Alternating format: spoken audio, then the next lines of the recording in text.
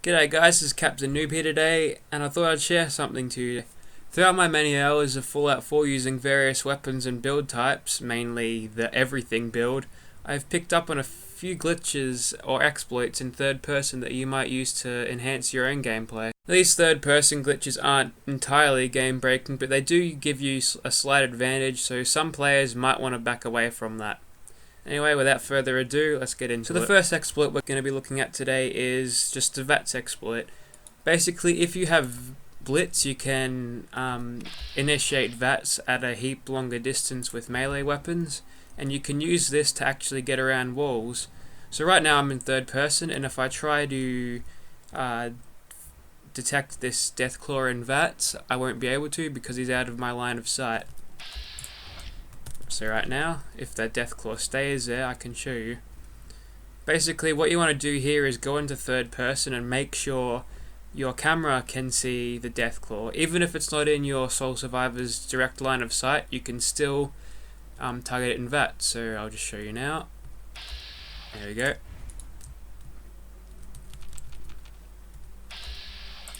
There you go. That was a pretty good example of it. And with that, you can just sneak around corners or do anything.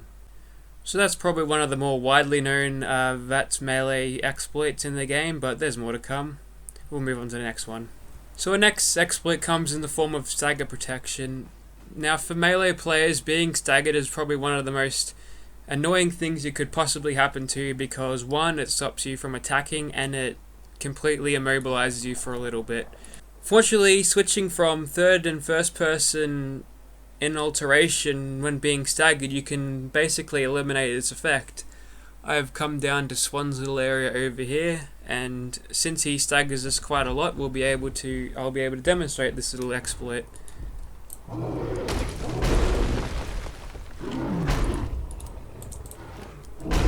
So he's gonna stagger us when he hits us.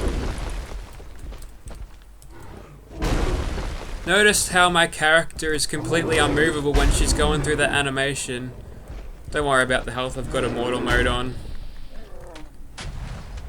So obviously being staggered is going to be a huge pain in the ass, especially when we're trying to kill Swan with a melee weapon here. Basically what we need to do is time our switching in and out of third person mid stagger so it cancels the stagger. Like that. It does require a little bit of precise timing, but once you get the hang of it, you can pretty much get yourself with any stagger and make yourself not vulnerable whatsoever. I recommend this for any melee player out there, just so they can get an edge, because there's not a lot of stagger protection in this game to help with this kind of combat, so using this exploit will help you a little bit. We're gonna leave Swan alone now, I think he's mad. We'll move on to the next one. So the next third person exploit we'll be looking at is for the gun users. Basically, when you reload your gun in first person, you'll be locked to the regular run speed for your reload. In third person, however, you can actually sprint while reloading. So that's it just there. One thing to notice about it is that it actually plays the animation twice, but you can obviously cancel that out just by going back into first person. So there's the reload speed in regular sort of running speed. And if you sprint while reloading, your character will lean down a bit. And there goes the second animation again. I'm pretty sure this is a glitch or something to that effect, but NPCs can reload while sprinting, so I think it's got something to do with that animation, just transferred onto the Sole Survivor's skeleton. So that's a pretty simple exploit you can use just to get away from enemies in a pinch when you need to reload, and a useful handy thing for if you're in a troublesome situation. Let's go to the next one. Once again, going back to melee weapons once more, we're looking at an exploit that'll make you hit faster with your heavy melee weapon. Now this glitch is done once again by alternating out of first and third person. First of all, I'll demonstrate the swing speed of the heavy melee weapon just to give you a gist of the speed of it. As you can tell, it's got a pretty slow swing speed, but we can improve that. Basically what we need to do is when we sort of hit, we switch to the other point of view and the character model will be reset into the starting position like you've never swung, so you won't have to bring your hammer up every time you swing it. This is probably something that immersion players will not like, but it's something to get better DPS with your heavy weapons, which is pretty useful considering they swing slower than a wet week. So let's get into it.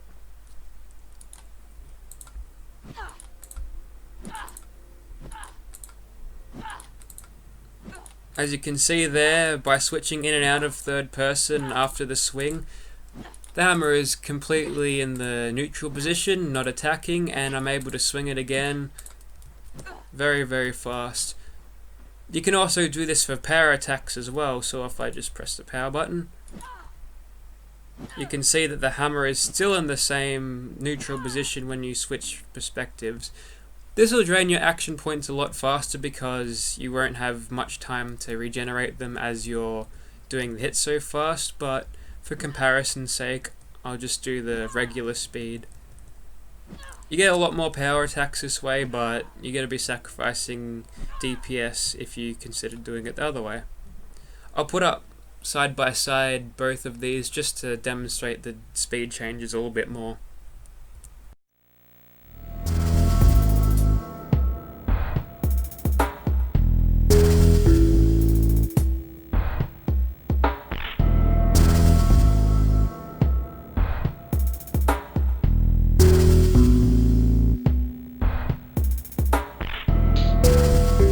Go find yourself a tough Deathclaw and use that glitch on him. You might be surprised with the results. We'll move on to the next one. The next exploit is actually in the water. I like to call this submarining. Basically what happens in Fallout 4 is that your character can actually jump out of the water because realism, I guess. Anyway, using this you can actually exploit this. Oh, there's a vertibird coming in. He'll take care of the raiders. You can exploit this jumping out of water mechanic to actually shoot missile launchers or Fat Mans out of the water, which is a pretty cool way of keeping you safe because those raiders will probably not be able to hit you from here. So there's this queen here that I'm going to attack using this method.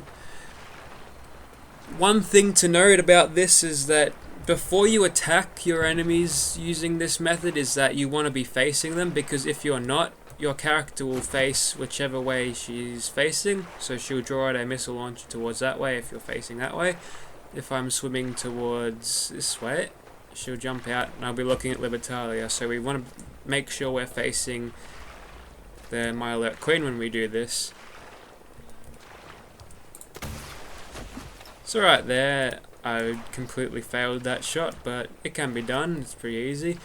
Now you can't reload your weapons in the water, but there's another exploit for that. Basically what you do is just switch out your weapon and re-equip it, and it'll be loaded again. The trick is to getting the splash damage to hit. So one shot will probably do her in at this point. And there she goes. So enemies, not like Mirelurks, but enemies like humans who do this while swimming, they won't be able to attack you, but chances are they won't even follow you in the water to begin with. Mirelurks seem to be able to walk on water, but everything else is sort of grounded. So that's it for this one. I'll meet you back on land.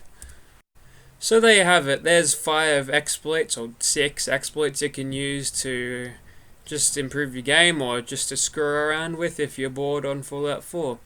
Hope you've enjoyed this video. Let me know if you did, and I'll see you next time. Thanks for watching.